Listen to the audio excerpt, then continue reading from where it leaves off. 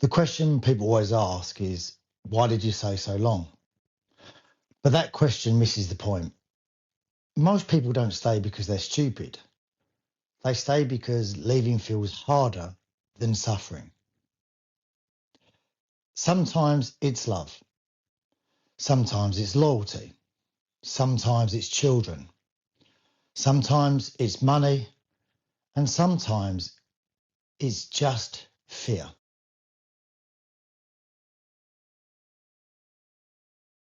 So today's conversation is all around the decision to sometimes whether you're in relationships because of love or whether you're in relationships because of the fear of leaving. People don't stay in relationships because they're weak. People stay because they're attached to the life that they've helped create, to create the life that they dreamed of, that they hoped it would be, that they put the 5, the 10, the 15, the 20 years into building. So it's not just about the person that they're in the relationship with, it's about the life that they've sometimes created together. And that could be so many aspects to it. It could be a house.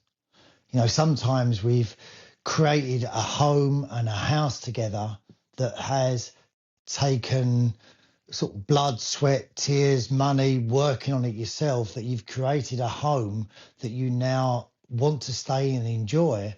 And that will disappear if your relationship doesn't continue.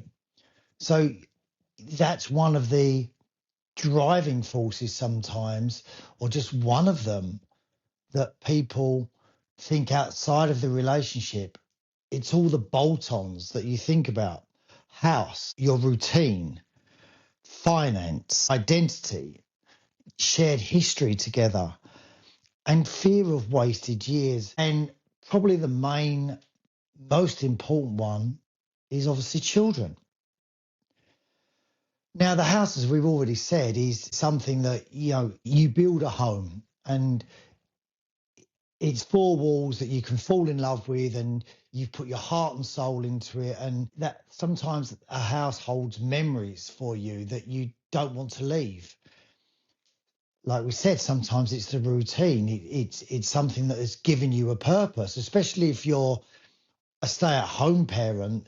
Your purpose, your role is creating that home. It's looking after the kids. It's making sure that they've got everything ready for the next day. That's your role in your partnership together. While one of you may have decided, right, you're going to take care of the children, you're going to take care of the home, you're going to take care of the routine. I'm going to go out every day and I'm going to be earning the money. So I'm going to go and do that. So it may be the fear that, what would be your purpose? How would your routine look after that? Because, you're already set with it. You've put in the hard yards. You've done the first 3 or 4 years when it's really hard with the kids. And now you're getting to a stage like any job where, okay, I've got my routine now. I know the shortcuts I can make. I know when I get some little time to myself.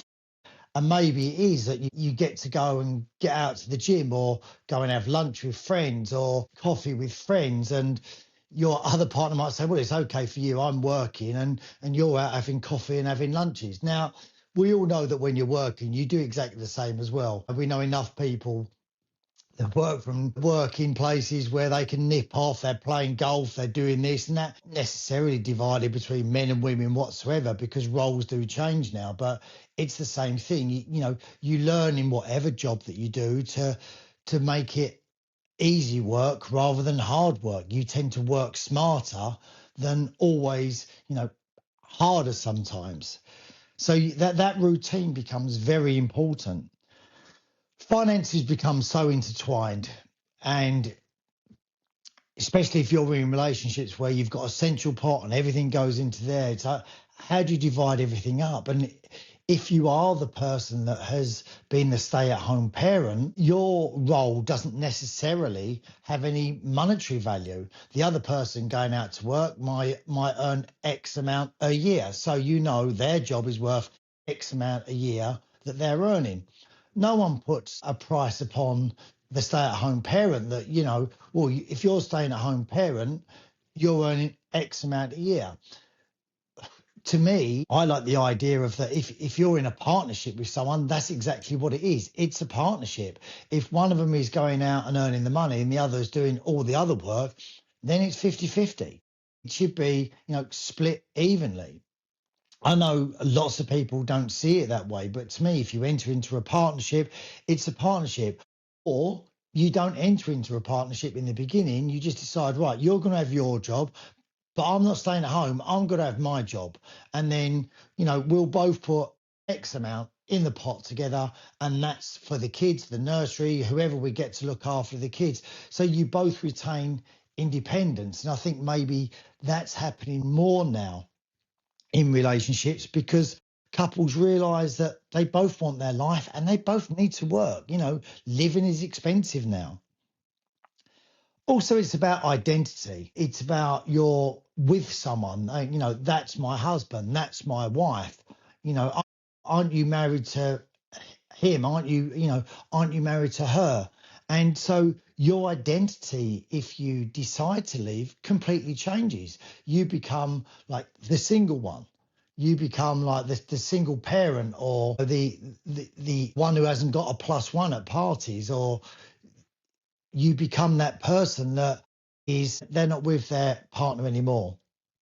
So you have to endure all of that, and that changes your identity for you because you've been the person that looks after the kids or the person that goes out to work.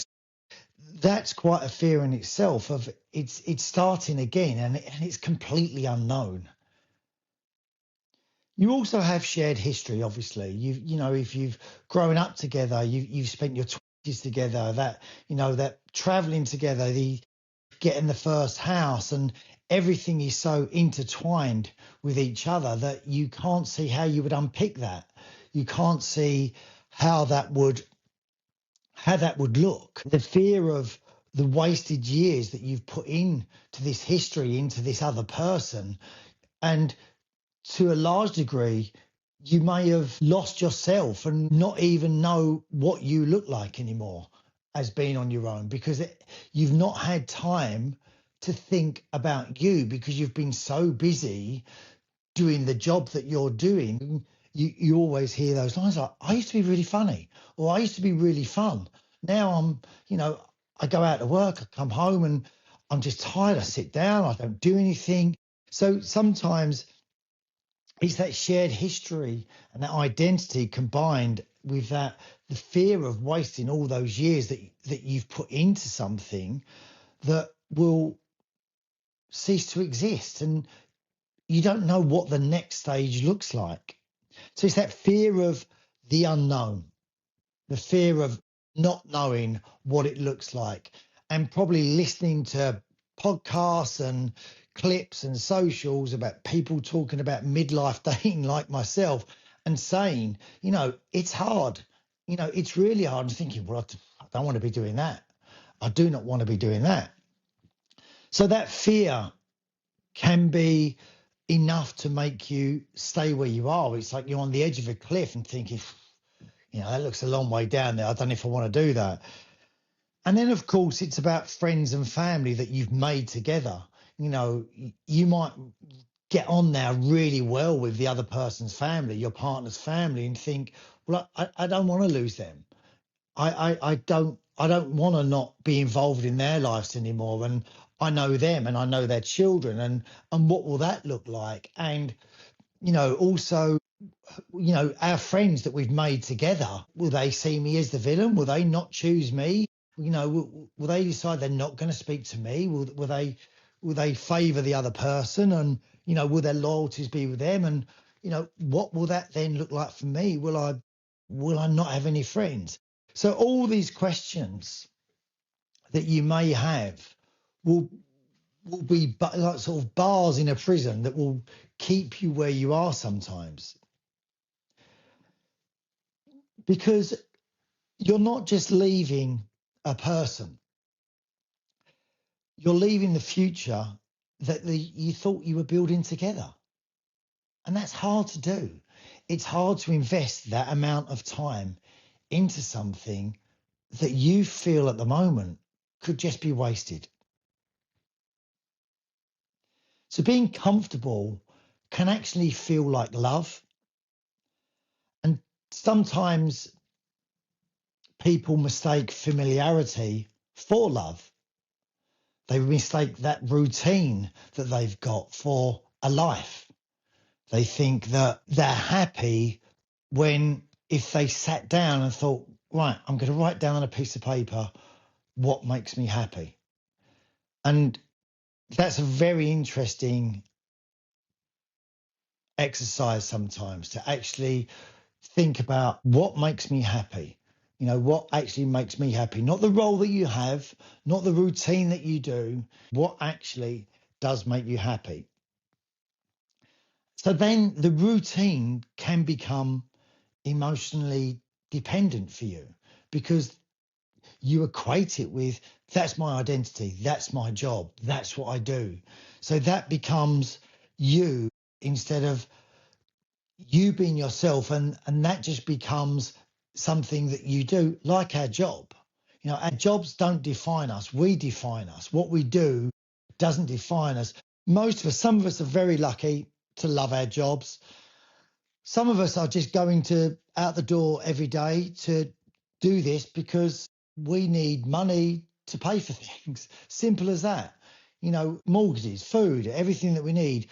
In order to have a life and live a life, you need to get money. And, you know, in this society, that's what we go to work for in the first place. We go to work to get money so that we can live that life. And if you can enjoy what you do, then you're extremely lucky. And the biggest drive sometimes is that keeps you in relationships is the fear of loneliness, especially if you're someone that is relationship dependent, that lots of people are. And that's just a trait. They function within a couple. They find it very difficult to just be on their own, to spend time in their own head, you know, without anyone else there. And that could be something that we forget to do, because we've always, since growing up, surrounded ourselves with people, because we want to communicate. We want to have shared experiences. We want people to make us laugh. We like the feeling of making other people laugh. And humans are social creatures, so we need that social connection. And sometimes it is that fear of, you know, will it just be me? Will I just be on my own? So all of these things can bond us, and it could be through trauma as well that we've bonded. Trauma bonds where we've had shared experiences that have brought us closer to people, and we have all these memories that we feel that we've got a debt to someone because we've shared all these years. So, you know, if I walk away, I don't want to see that person hurt. You know, I love them. I'm not in love with them, but I love them. So I want them to be fine. And so we end up staying because that's what we know. We end up staying because of the familiarity. We end up staying because of the comfort. We end up staying because we don't want to be the bad guy. Some people just aren't in love anymore. They're just terrified of the silence. I think the biggest, most prevalent reason that, from my experience of talking to people, especially women, is that they stay for the kids. And that's an admirable reason to stay. I get it. Sometimes people stay for the children. Sometimes that's right.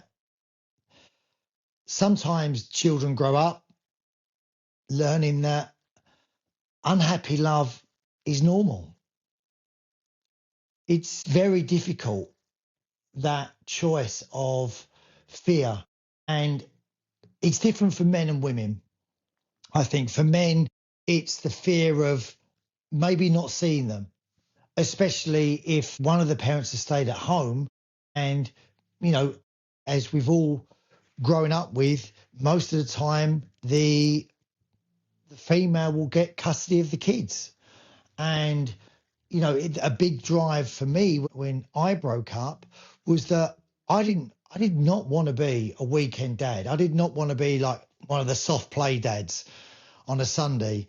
I grew up without a father myself, and there was no way in hell that I was going to let that be the case for Zach. So that made me stay for probably 2 or 3 years longer than I should have done, because I was scared of not being involved in Zach's life, because I was thinking, oh God, what happens if his mum decides to move and Zach goes with her, and where does that leave me, and how am I going to see him? And we were still young, so if they meet someone else, does he then grow up thinking that guy is his dad, and is that guy going to teach him to tie his shoes and do his tie and all these things that you think that that's the role of the dad. So for men, that can be a real big drive just to stay in the relationship, from fear of not being the father that they want to be, of not seeing the kids. For women, I think it's the emotional fear of what that might do, what that looks like for your kids. Oh, it will destroy them. I don't want that. I don't want them growing up without two parents. I want them to see what a happy relationships looks like. Now, when you say that, if you want your children to see what a happy relationship looks like, you need to be happy in your relationship, and you need to still have a relationship. And I think we can make kids think that they know that we're happy, when kids aren't stupid. They do know. And as children, I think fundamentally we're selfish when we're kids, because that's the way we are. We haven't learned that empathy yet for other people so much. That hasn't necessarily developed. Our main concern is like, we're hungry, we'll eat. If we're not getting food, we'll cry. If, their world is about them. They want everything there that's for them. They want their mum there, they want their dad there. And I think the biggest thing that we do sometimes is we confuse our role as a parent with the relationship itself. Just because you split up, just because you go your own ways, if that's what happens, it doesn't stop you both being parents to your children, your child, whatever it may be. You can both still be the same parents. You just may not be doing it together. And if you looked at your relationship, you may not be doing that anyway, because in hectic lifestyles as they are now, one person might be there with the kids. Well, I'll have the kids because you have the kids because I'm going to do that, and I'll have the kids when you're doing that. And you might just be literally relay changing over the kids all the time, when they hand the kids to you and they're off, and then you hand the kids to them and then you're off, because you're doing all these other things as well. And especially parents that have got 2 or 3 children, they're going left, right, and centre. That's where a relationship can get lost as well, because one's taking Charlie to football and Veronica to dance and whatever it may be, and you're then going to pick another one up, and it gets so confusing sometimes that the relationship probably ended a long while ago. And it is possible to get that back, obviously, but that needs to be a conversation that you have. I always, I think, draw on that. What advice would I give to my son if he was in an unhappy relationship when he's older, and he sat down with me and just said, Dad, I'm just not happy? What advice would I give to him? Would my advice be, well, that's okay, son, stick with it, stay in there.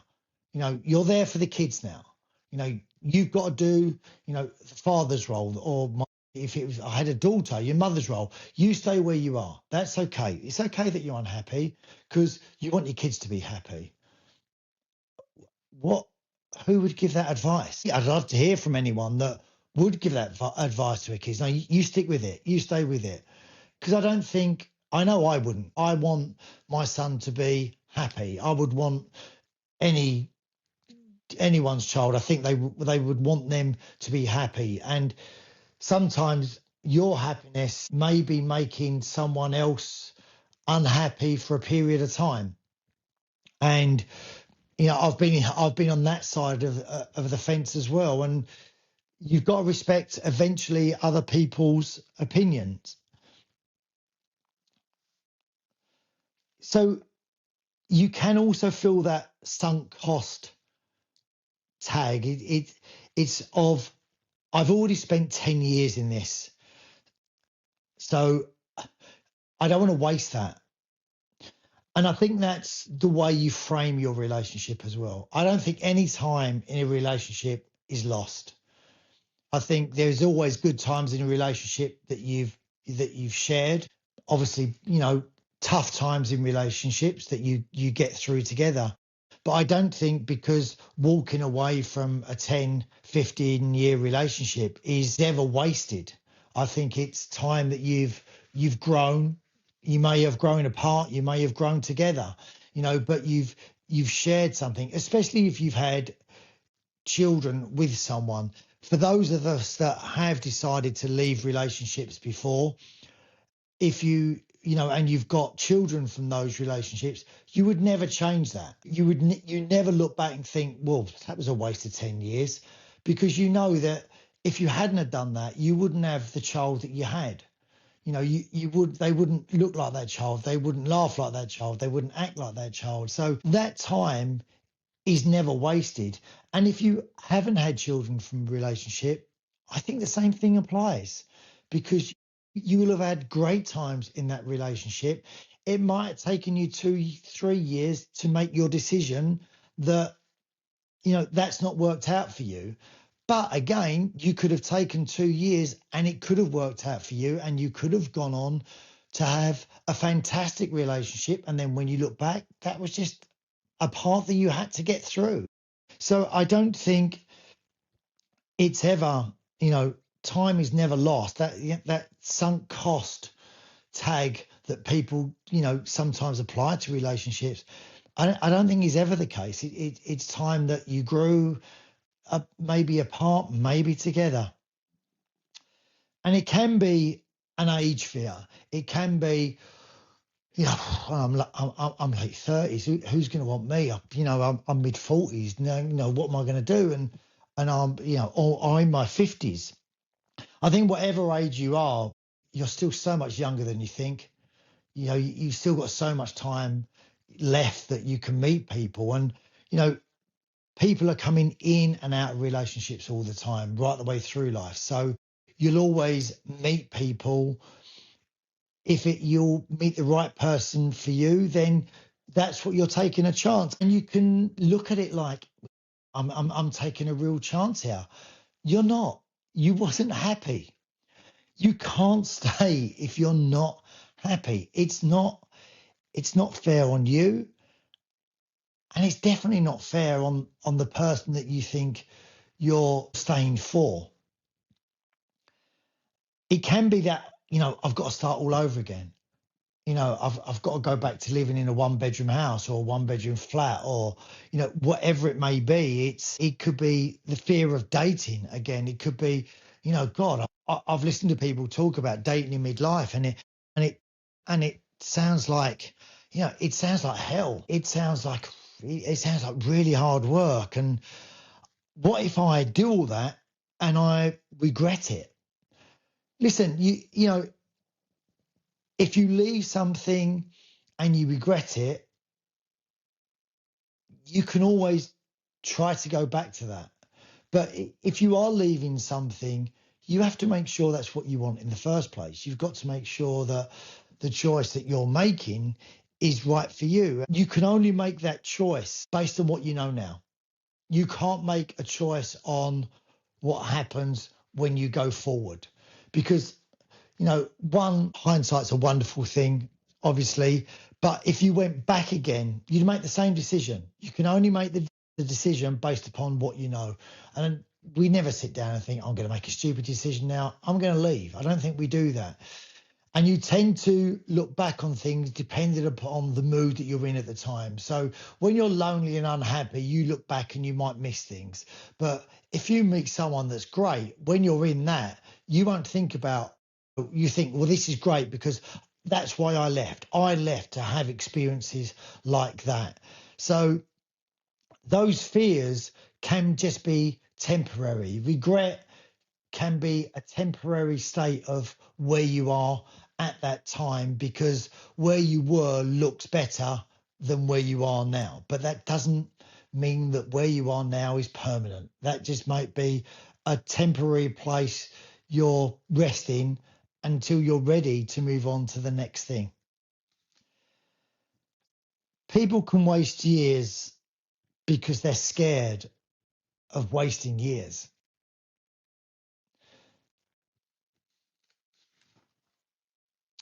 So the moment you know, if you speak to people that have come out of relationships, they'll always tell you that there was a moment that they can remember with such clarity.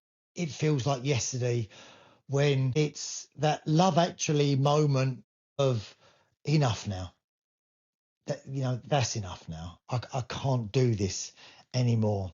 It can take time to get to that point that you know that you can't stick through it anymore. And I think sometimes until you get to that point, you will find it difficult to leave because you're probably toing and throwing. But once you get to that point where you just think, you know, I do know, and what can be signs for that is that there's an emotional disconnect with your partner in your relationship. You know that you only feel peace when they're not there, when they've left the room, and that noise of them, you know, moaning at you or you shouting at them sort of calms. And there's only a calmness when you're on your own. And or you think, God, my routine's so much easier when I just do it on my own, when I've not got anyone else interfering in it or telling me that I'm doing it wrong or, reminding me of something that I know I've got to do anyway, but I know when I'm doing it. So stop reminding me to do it. That can be a sign that, you're getting to that moment that And it could be that you don't see any future excitement. You don't sit there and look forward to things. You don't think it's date night next week. That's great. I can't wait. I can't wait just to be with them on their own. Or, we're gonna have a weekend away together. You know, just me and them without the kids. I can't wait. And also that you find relief instead of sadness in things. Relief once they leave after an argument instead of like sadness that you might have upset them, and a relief that, they phoned to say that they're working late instead of like, oh, I was looking forward to seeing them tonight. You think, great. And even on my own, brilliant. Get the kids to bed early, have a glass of wine. And once that becomes a permanent thing that keeps reoccurring instead of a one-off thing, that's when you may not be in the right place for you. And sometimes the biggest red flag is relief. Ask yourself this: do you miss the relationship? Do you sit there and think, I miss what we had? Now, if you ask yourself that question and then you find that you do, you should be sitting down with your partner and saying, listen, we had something really good. It's not there at the moment, but I want it to be there. I want that back. If you sit down and just think, I'm done, I don't miss it. I don't miss what we had at all. And I don't want what we had back. I'm done with it. Then you know where you are. leaving doesn't make you the villain. You know, no one wants to be the bad guy in a story. And we very seldom are honest with ourselves to actually give ourselves that role.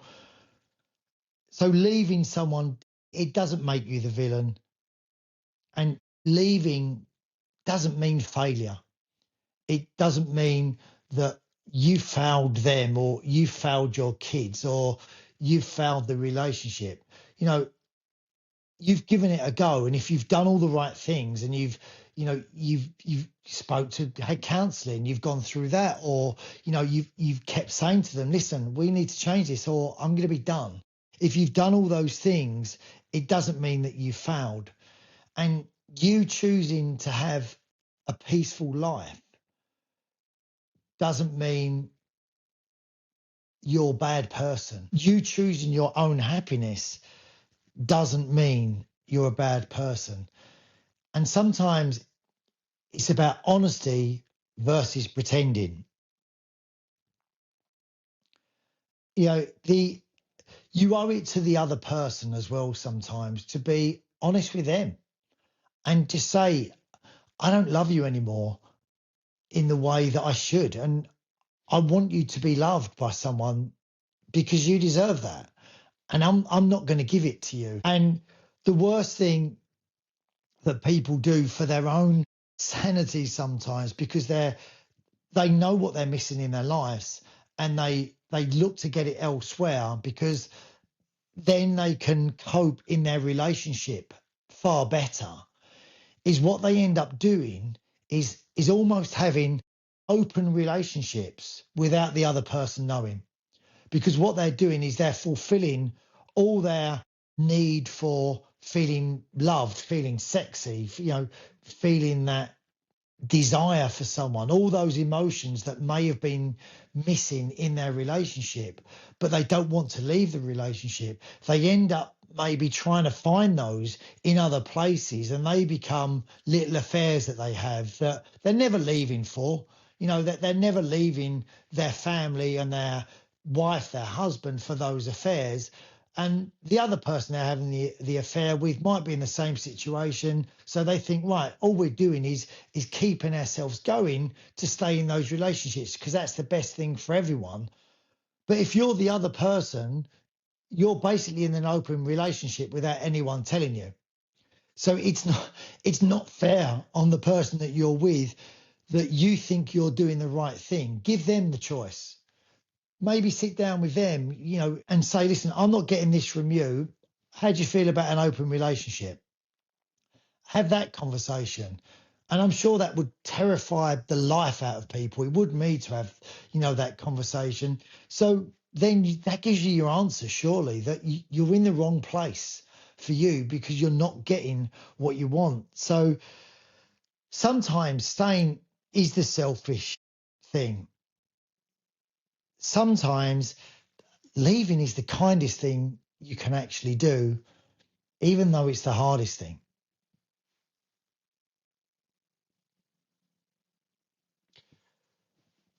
You don't get one life for everyone else and another one for you. This is your life. And if you know deep down something is over, be brave enough to admit it.